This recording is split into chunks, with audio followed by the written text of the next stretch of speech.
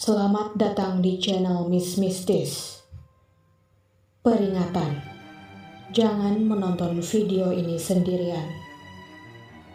Anda bisa mensubscribe, like, dan share video ini agar bisa menontonnya kembali. Selamat menyaksikan.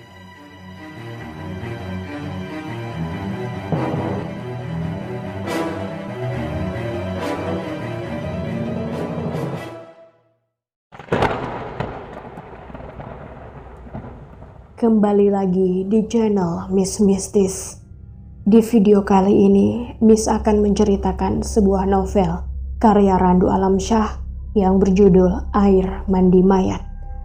Novel ini diambil dari kisah nyata yang menceritakan tentang Wijo, seorang pengusaha di tahun 90-an. Dia adalah pengusaha supplier yang cukup sukses di Jakarta. Pada usia 27 tahun, Wijo mampu menaklukkan ibu kota. Ia merantau ke Jakarta saat berusia 19 tahun dan bekerja di sebuah supermarket retail. Wijo berasal dari keluarga miskin di desanya. Ayahnya mengalami lumpuh total karena sebuah kecelakaan dan ia harus berjuang keras di usia 10 tahun untuk menafkahi ayah dan adiknya. Suatu hari, Wijo bertemu dengan seorang wanita cantik di halte bus, namanya Karina. Wijo cukup tertarik dengan Karina. Ia bertekad untuk mendapatkan hatinya. Namun pada suatu hari, ia melihat Karina dijemput oleh seorang laki-laki dengan mengendarai sebuah mobil. Semenjak itu, Wijo mulai depresi. Wijo ini mempunyai keinginan yang begitu besar untuk menjadi orang sukses.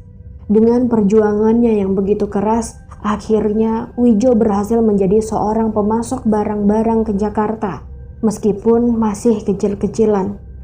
Pada suatu hari, Wijo kembali teringat dengan Karina. Ia menyampaikan maksudnya untuk melamar Karina dan mendatanginya ke rumah.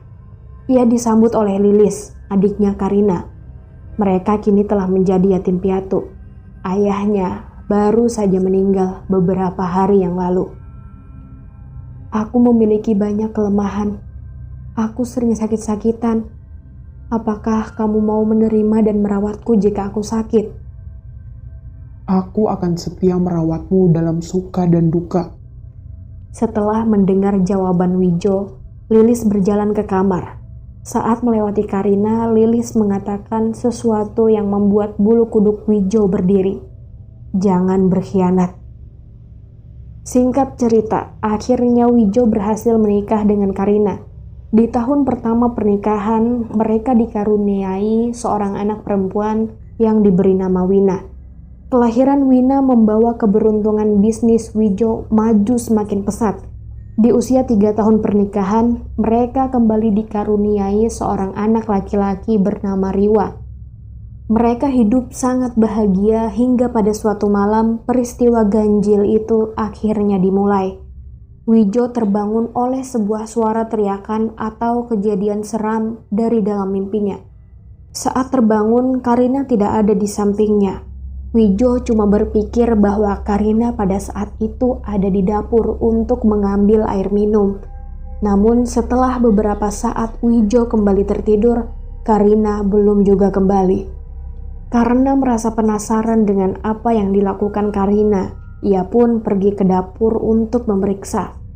Di pintu dapur, Wijo menahan tangannya di gagang pintu karena mendengar sesuatu yang ganjil, seperti suara geraman wanita tua. Wijo akhirnya membuka pintu dan melihat suasana di dapur begitu gelap. Karina? Wijo. Ada suara yang menyahut, namun terdengar begitu tua. Wijo berusaha menyalakan lampu, namun sudah ada tangan lain yang menutupi saklar. Wijo pun segera menarik kembali tangannya. Siapa itu? Tanya Wijo. Namun tidak ada sahutan. Wijo kembali menguatkan diri dan ingin menyalakan lampu. Namun ada seseorang yang sudah menyalakan lampu terlebih dahulu dan bersamaan dengan itu juga terdengar suara berdebuk seperti orang terjatuh.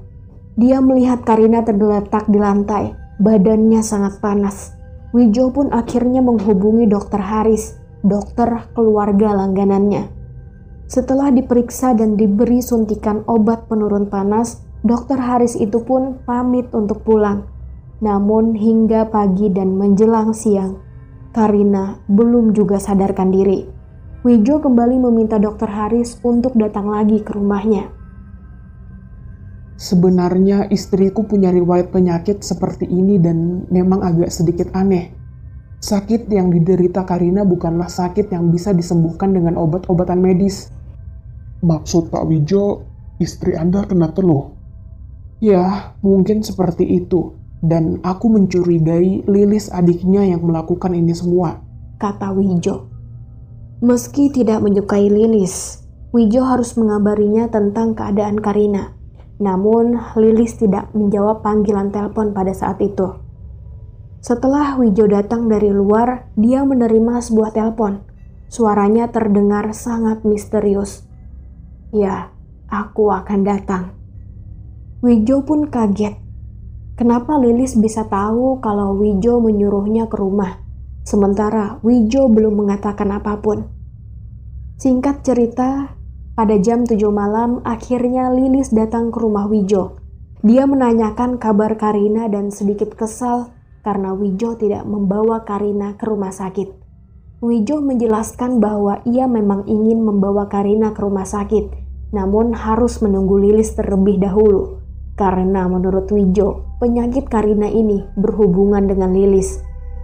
Aku ini adiknya. Aku tidak mungkin melakukan sesuatu yang membahayakan Karina. Lilis pun mencoba membangunkan Karina, namun hasilnya sia-sia. Aku tahu seseorang yang bisa menyembuhkannya. Dia di Jatinegara, kata Lilis. Ayo, kita bawa Karina ke sana sekarang. Jangan sekarang. Sebaiknya bawa Karina ke rumah sakit dulu.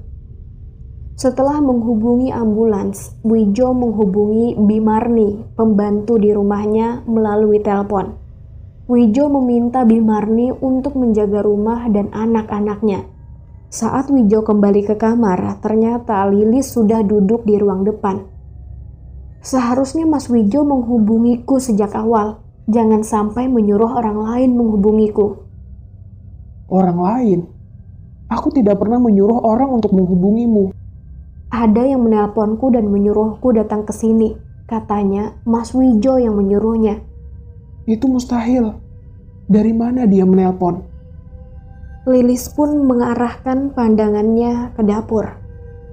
Suara apa itu? Yang mana? Itu. Wijo menajamkan telinganya dan akhirnya mendengar suara yang dimaksud Lilis. Itu suara Bimarni. Dia biasa nembang Jawa malam-malam. Kadang-kadang juga siang. Dia melakukannya sewaktu-waktu. Kenapa? Aku mendengar suara itu saat ditelepon. Di kemudian hari, akhirnya Wijo menemui seseorang yang disebut Lilis bisa menyembuhkan Karina. Namanya Eyang Ijajil. Eyang Ijajil ini ahli dalam memanipulasi pikiran orang, dan alat yang digunakannya sering dipakai para tukang sihir terdahulu untuk bisa menghilangkan pikiran. Dari sinilah cerita air pemandian mayat itu dimulai. Selama 3 hari Karina di rumah sakit, dia tidak menunjukkan perkembangan apapun. Dia tidak sakit. Kita harus mengantarnya ke rumah Eyang Ijajil. Aku tidak yakin hal itu bisa membantu. Aku tidak ingin terlibat dengan dukun siapapun dia. Bahkan jika itu mempertaruhkan nyawa Karina. Menurutmu begitu? Ini penyakit kambuhan yang tidak bisa diobati oleh dokter. Satu-satunya yang bisa menyembuhkan Karina hanyalah Eyang Ijajil. Beri aku 1 malam untuk mengusahakan kesembuhan istriku. Baiklah, saya akan memberi Mas Wijo waktu 1 malam. Tapi jika tidak ada terjadi perubahan, maka kita akan pergi ke Eyang Ijajil.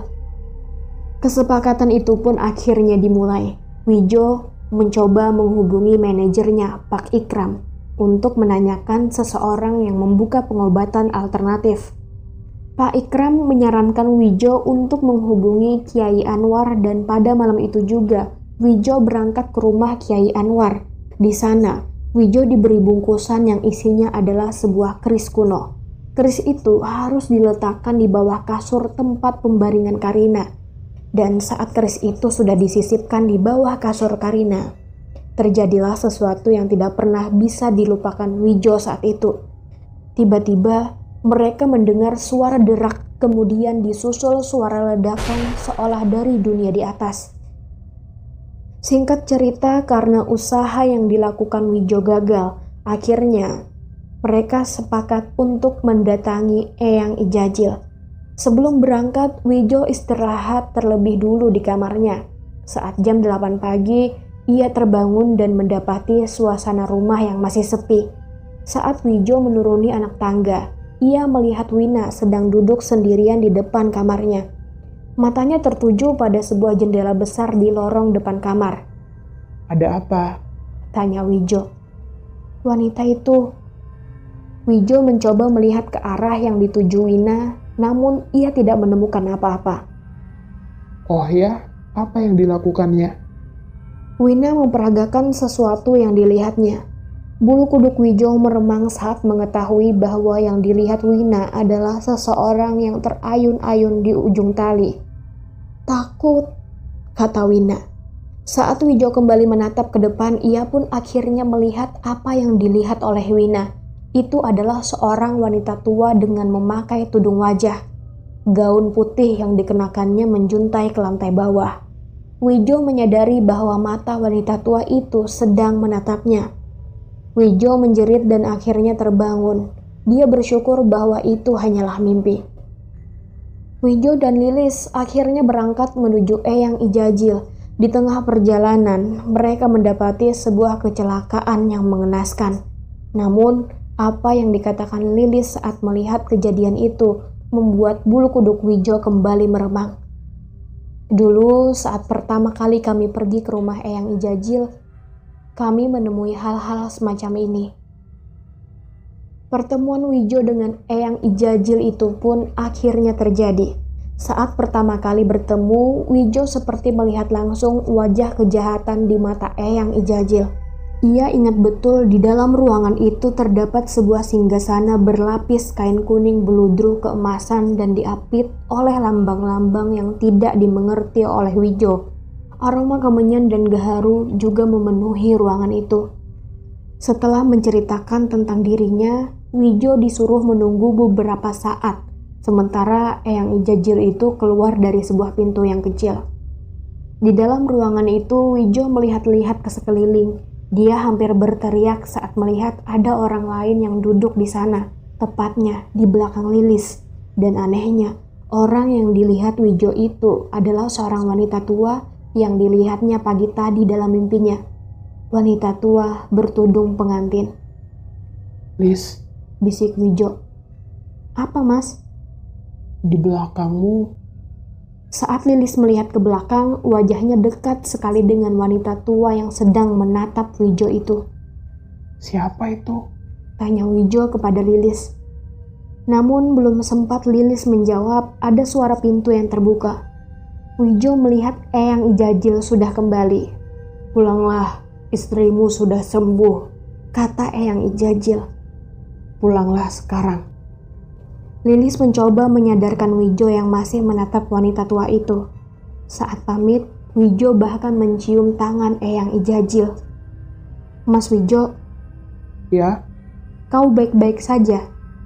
entahlah, kepalaku sedikit terasa pusing. Mungkin kecapean. Wijo kembali menanyakan ulang tentang wanita tua yang dilihatnya saat berada di rumah Eyang Ijajil. Kamu benar-benar tidak melihat wanita di belakangmu tadi? Mas Wijo, tidak ada seorang pun tadi di sana kecuali kita dan Eyang Ijajil. Miss Mistis akan kembali lagi di cerita selanjutnya. Jangan lupa untuk tinggalkan jejak dengan mensubscribe, like, dan share video ini. Terima kasih.